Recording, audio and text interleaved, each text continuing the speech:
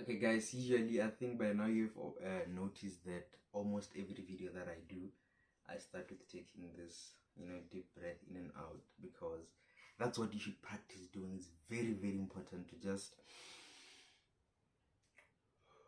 to just do that, to just do that. You remember, for you to live, you need to breathe. So it can't just be a coincidence. So taking those deep breaths, they would actually relieve you of a lot of, psychological baggage and stuff like that. You should just make it a habit. So yeah, take a deep breath and let's dive right in. And today, I wanna share something very, very, very interesting. We're gonna talk about God, right? And how I've come to start describing God. And I'm saying God for lack of a better way, because it's when I say God, everyone gets to understand what I'm talking about. What am I talking about? I'm talking about the superior being, the higher power, right? But now it has a lot of different meanings. When I say God, someone will think Allah. When I say God, someone will think of, the biblical God. When I say God, someone will think of the ancestors and whatever, right? It's just quite a lot. But what is, or who is God? Before I even get to who, what is this God that we're talking about? God, right? And before we get really there, I want us to talk about, like, let us take this to the beginning, right? Let us take this to the very, very, very beginning. And the beginning that I'm talking about, you cannot, I wasn't there and you went there, right? We're here now. But the best way for you to get answers on things that you don't really know is to get to study yourself. Because everything that exists now comes from within somewhere, and that within somewhere human beings, right? Human beings did not find knowledge outside of themselves. Knowledge is inside, so they relate that which is inside to the outside world, and then it forms what we call knowledge. It forms what we call gravity. When you relate something that is outside with your inherent power and intelligence that you have, right? So the sun didn't shout to any person to say, I'm the sun and this is what I do, this is how you can benefit from me. No, human beings, through their intelligence, they got to relate to the sun in a certain way, and now understand that this is really this is Einstein he nailed it when he talked about the concept of relativity, because this is the sun. As far as the sun goes, right, I do not know what it is and what it does, but I can only know what the sun is and what it does as it relates to me, right? Same as gravity, same as everything that you know is in relation to you. It's in relation to human beings, where you are. But how animals, animals I guess to a certain extent, but how other creatures, or how the sun relates to itself is different. How other things relate to the sun is different, right? So that is, knowledge is not absolute. It's we're speaking relativity, right? It's based on how we relate with stuff. So now let us talk about this God. And recently I've come to describe God as a life force, because I'm like, if I'm going to empty myself of all the knowledge that I have of God, then I have to even empty myself of the names that I called him, or I was taught that this is God's names or whatever. So I have to rid myself of knowledge. I have to rid myself of all that, right? And that's what you have to do. And I understand that a lot of people would never do that, because they don't want to step into the unknown. They do not want to be in a position where, because listen, a lot of people who are religious, right? If you remove their religion from them, they are in their most fearful state because they feel like they are left with nothing to hold on to, and which is really that attachment. Hold on. Yeah, boy.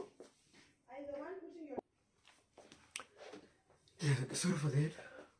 Now you realize that you remove that part of their lives. Now all fear strikes them because they feel like they cannot do anything without that. Everything that they were doing came from that point or from that frame of reference. So if you're going to remove that, a lot of people are going to be super uncomfortable because people are scared of change. And now to a certain degree you cannot blame them, because when the religious or these so-called representatives of God, I'm talking about your pastors, your whatever, because they say they represent God, they bring in a lot of fear and stuff like that. But you also need to question yourself. You also need to question yourselves a lot, and you also need to question those people who say they are represent. Listen to this, guys. Listen to this. How do you sit down comfortably so and listen to a person who says, guys, I represent God? How do you listen to that person without being skeptical? This is where you need to be, your level of skepticism needs to be at its maximum, because the concept of God is one concept that controls your entire life. How you're going to be interacting with life, how you're going to be reacting with stuff is determined from or by that point. So how do you sit down and you're super comfortable, you're super happy when someone says, I am a man of God or a woman of God and I'm here to teach you about God? How do you sit down and in good conscience be happy and just receive it? And you know, one of the greatest story to ever be told is that of Jesus Christ, right? And that's listen, right now, if you know the pastors that we have on earth today, if Jesus Christ walks in today in their church and preach a sermon that they are preaching, you will going to, even the members will reject the message of Jesus Christ, because he's going to preach something completely different from what you hear from your pastors on Sundays. He's going to preach something so different these days. In fact, from a long time ago, church is or the pulpit, right?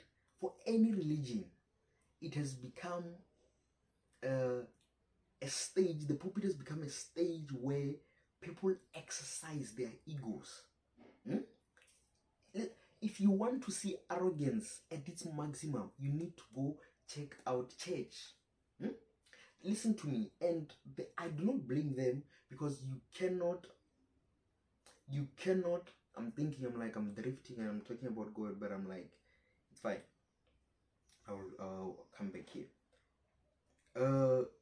These guys, imagine one person every Sunday, right? They stand in front of a number of people, they teach them, and now in turn those people, they throw their entire lives, their monies, their sweat, their energy into that, right?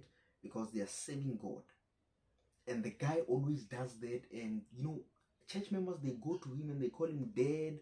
Now already the psychological burden of calling a person in that position dead, just the psychological burden, the psychological weight that word carries, especially if you have daddy issues. Listen, guys, I so wish, you know, people could really think, man.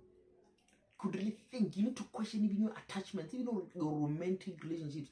You need to question that attachment. You cannot just say, yo, I love this girl. No, why? What is it about this person that you want? What is it in you that relates to this person so much that you want to be involved with them in this way?